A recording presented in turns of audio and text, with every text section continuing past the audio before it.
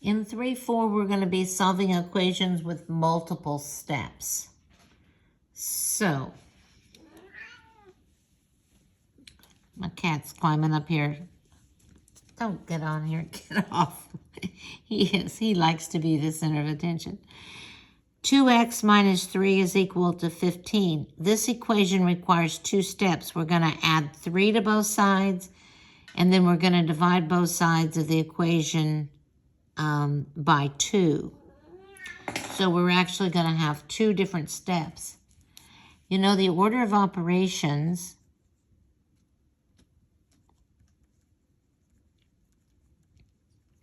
is sort of like gift giving. When you wrap a present, you will do it in this order. When you unwrap a present, you'll do it in the reverse order. So if you were wrapping the present, you'd put it in the box, put on paper, tie the bow. If you're unwrapping the present, you'd untie the bow, take off the paper, and open the box. So that's why we're doing these in the reverse order. We're going to add to both sides first, and then we're going to divide next. So we're just doing it in the reverse order. We're like unwrapping the present. So let's work on a couple of these problems. We have 3 times x plus 7 equals 25. Of course, we want to know what x is. And we have multiplication and we have addition. So we're going to start by getting rid of the addition. So we're going to subtract 7 or add negative 7 to both sides. So that's 0. So now we're left with 3x on the left, and we're left with 18 on the right. Now this is multiplication, so we're going to undo it by dividing both sides by 3. That's 1x. And 18 divided by 3 would be 6. So our solution is 6. 3 times 6 would be 18, plus 7 would be 25. So we want to be sure that we show this step. We want to be sure that we show this step. Remember, we're going to use the fraction bar to show division. Okay, when we look at this problem,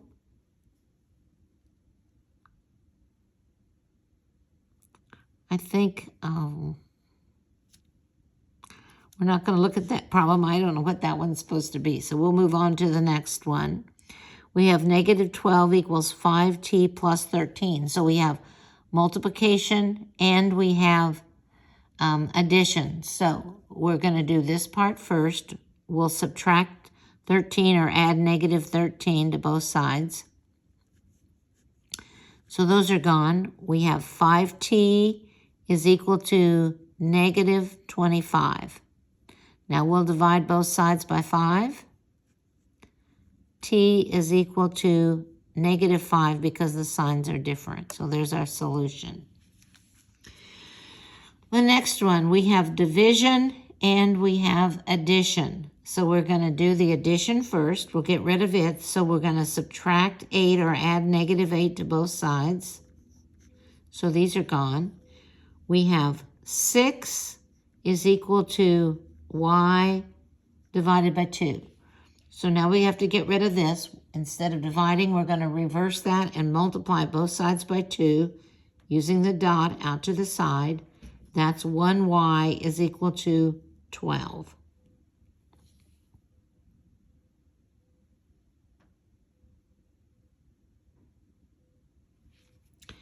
So 12 divided by 2 would be 6, plus 8 would be 14.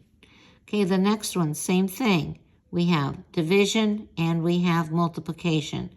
So we're going to get rid of this addition. So we'll add negative 9 or subtract 9 from both sides. That's 0. So we have x divided by 3 is equal to negative 12. Now we're going to take care of the division. So we're going to multiply both sides by 3 using the little dot. Or you could use parentheses if you would rather. That's 1x is equal to negative 36 because signs are different. I have no idea what this problem is. If the variable appears on both sides, as it does here, we've got an x on the left and an x on the right, We've got a y on the left and a y on the right. So we're going to have to do something a little bit different. We're going to apply the addition and subtraction properties of equality to collect the variable terms on one side of the equation. So we're going to have to move the x's or the y's to one side. And we'll have to move the constants to the other side. Remember, the variable may be isolated on the right side or on the left side. It really doesn't matter. You can have x is equal to something, or you can have something is equal to x. That's what they're talking about. Okay, so we don't have any like terms on the left or like terms on the right, so we're good there. So we just need to move the x's to one side and the constants to the other. If I add 2x to both sides, do you see that these cancel out? You've got negative 2x and a positive 2x. That's equal to 0. So now on the left, we have 6x plus 5 is equal to negative 13, because this is like subtracting a positive is like adding negative 13.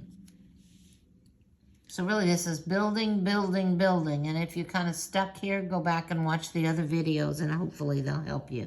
So now we have the x's on one side. Now we have to get the the constants on the other side. So we have to get rid of this. And to get rid of a plus 5, we're going to subtract 5 or add negative 5 from both sides. So those are gone. So we have 6x plus 0, which is 6x, is equal to negative 18. Now we need 1x, so we're going to divide by 6 since they've multiplied by 6 on both sides. So those cancel out to make a 1. 1x is equal to, signs are different, negative 3. So you want to be sure that you show this, that you show this, that you show this before you get to this. This point on an exam would be worth 4 points. 1 for this, 1 for this, 1 for this. I have seen students that have done these two steps together, which is fine. You have to be careful. Sometimes if you're not real clever, you won't get rid of either one. You'll just make each one bigger. So you have to be sure that you're doing the right thing to both sides. Okay, let's look at this. Let's get the variables on one side. So I'm going to get rid of this. So I'm going to add negative 6y to both sides. So these make 0. Those are opposites. We have 2y on the left minus 3 is equal to 1. Now I'm going to get the constant over on the other side. So I'm going to add 3 to make this 0, but I have to do it to both sides. So those are 0. So now we have 2y is equal to 4. Now it's pretty easy. So now I'm going to divide both sides by 2 to undo this multiplication. Now I'm left with 1y is equal to 2. So 8 times 2, this would be 16 minus 3 would be 13 is equal to 12 plus 1. So they both equal 13.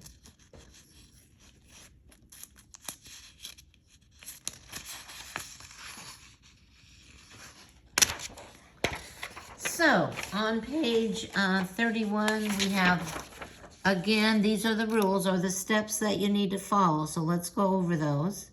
This is what you need to know.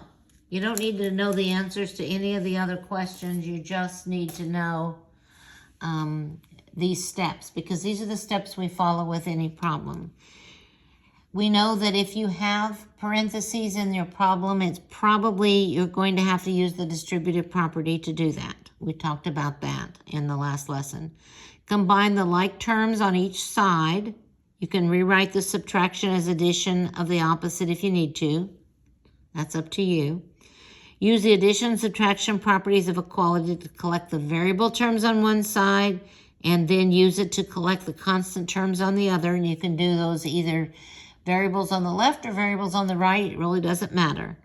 Then you're going to use the multiplication or division property of equality to make the coefficient of the variable 1. So if you have 3y is equal to 15, then you're going to divide both sides by 3.